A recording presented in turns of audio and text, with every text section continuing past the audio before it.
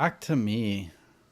This one is coming from r/ThreadTalk Podcast. Woo! If you guys got any juicy stories, you guys want to get them on the air, throw them up on our subreddit, and we will see what we can do to find the theme, fit them into a future episode. Okay, this one's titled, I Hate the Person I Work With. So, I've been working with this person, let's call her Kate, 32 female, for 8 months now, and I can't stand her.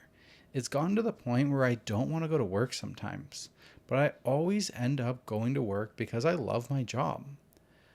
I didn't always hate her. When she first started, she seemed nice, and I'm very nice to everyone I meet because that's just the type of person that I am. And then I started noticing that she hardly does any work at all. When given a task, she will pass it on to someone else to do.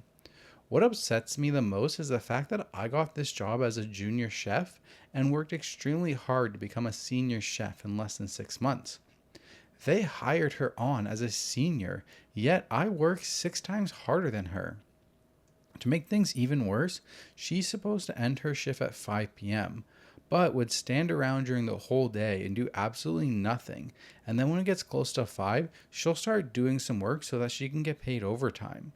As soon as it seems like I have nothing to do, my head chef would immediately give me something to do, but doesn't hold the same energy when it comes to Kate.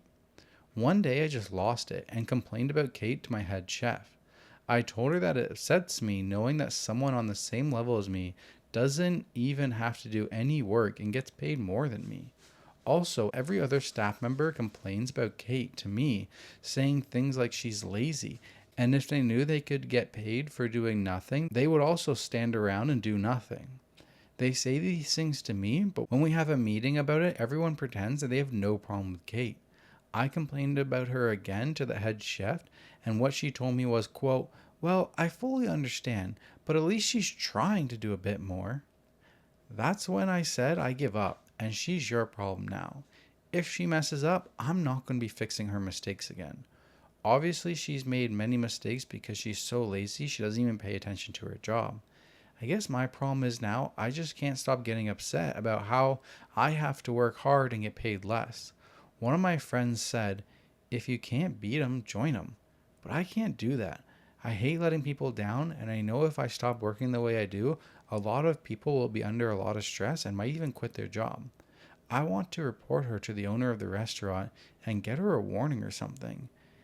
Anything to help this situation, but I don't want to cause any trouble at work. What should I do?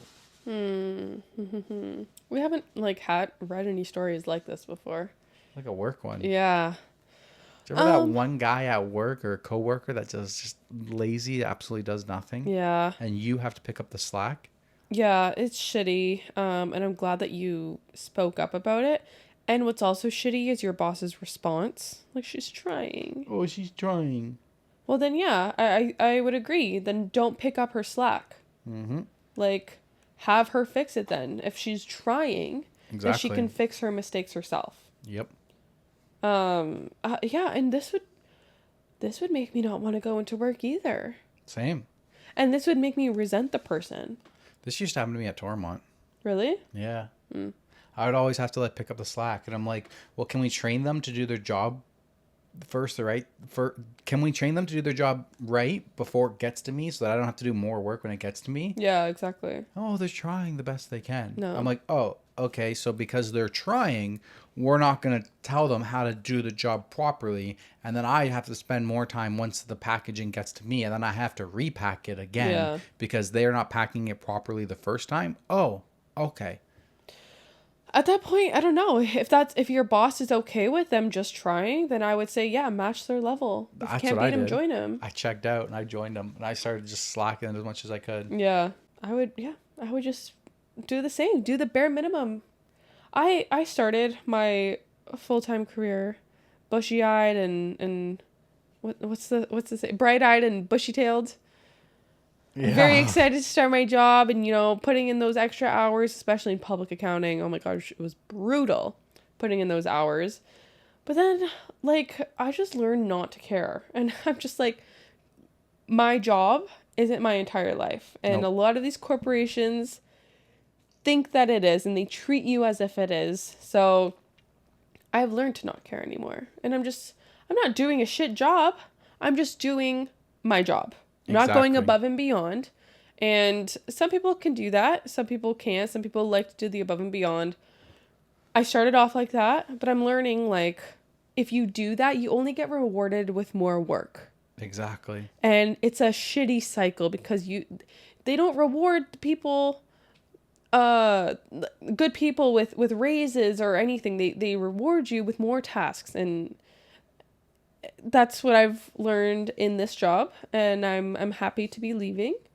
And that's pretty much what everybody learns when you're young in the workforce or the new job. You're gung-ho, you're trying to make a good impression, you're trying to do a good job, and then you'll find that the people that have been there for 10, 15, 20 years, they're lazy as fuck. And then as a young guy, you're like, or person, you're like, you're pissed off. You're like, why can't you put in an extra effort? I'm working hard over here. And they've been through it. They were you one day. And they got beat down by the management, by corporate, tried to make things better, don't want to hear it, just do what we tell you to do. So eventually they just check out. I'm here to get my paycheck.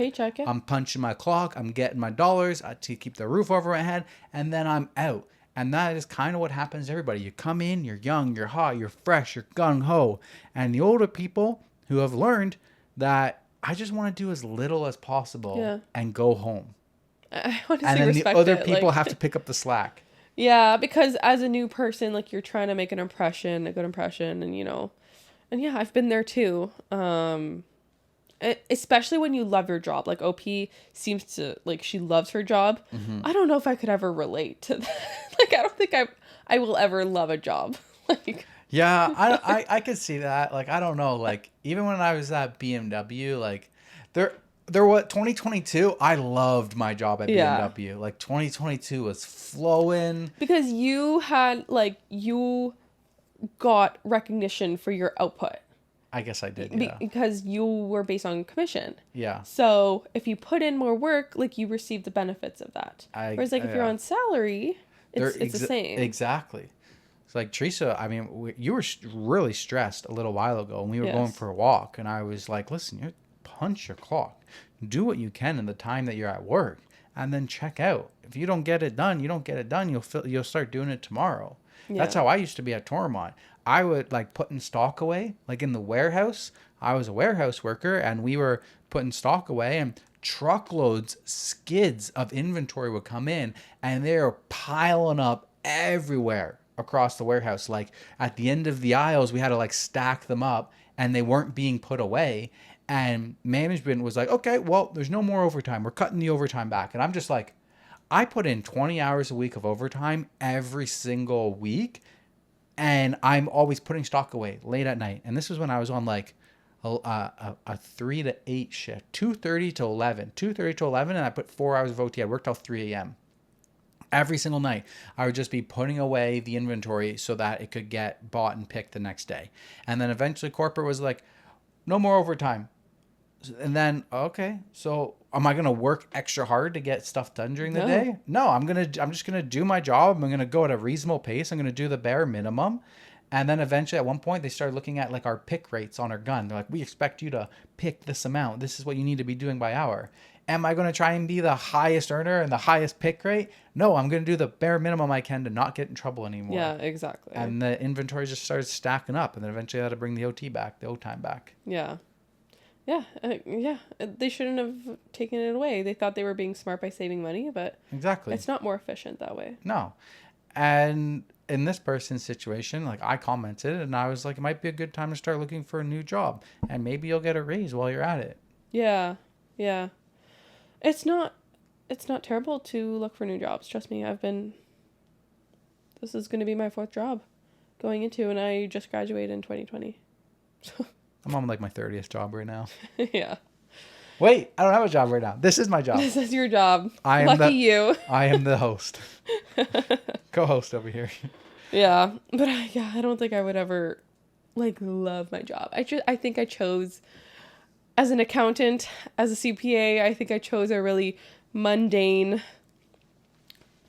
area of work. Yeah, a little bit. I'm not. Don't you have a dream job?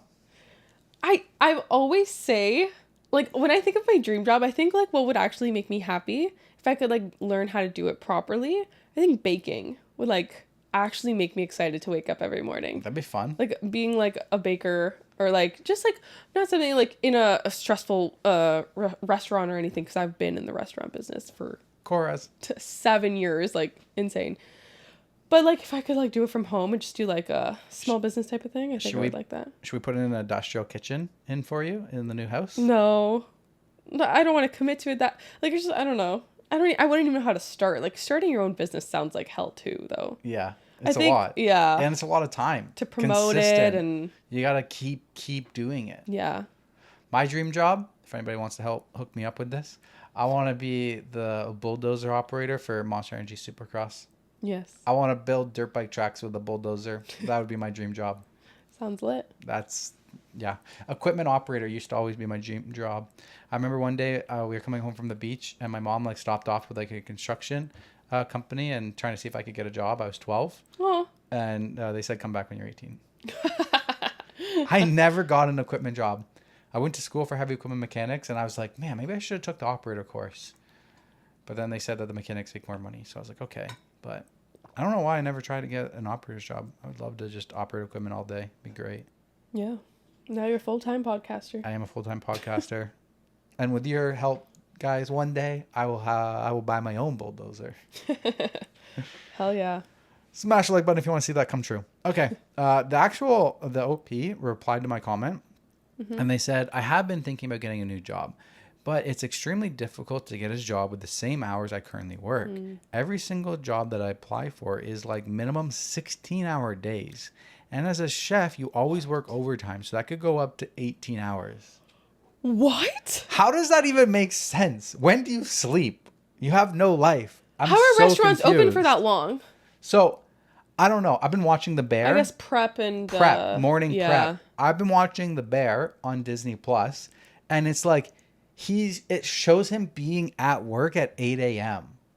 When I worked at Cora's. Okay, but that's a morning. That's a breakfast place. Yeah. This dude, I don't know about the show. The show, they tried to make the show pretty realistic to like what it actually is, I think. And he's at 8 a.m. and like they don't have a breakfast option. Yeah. Like I don't even think they have a lunch.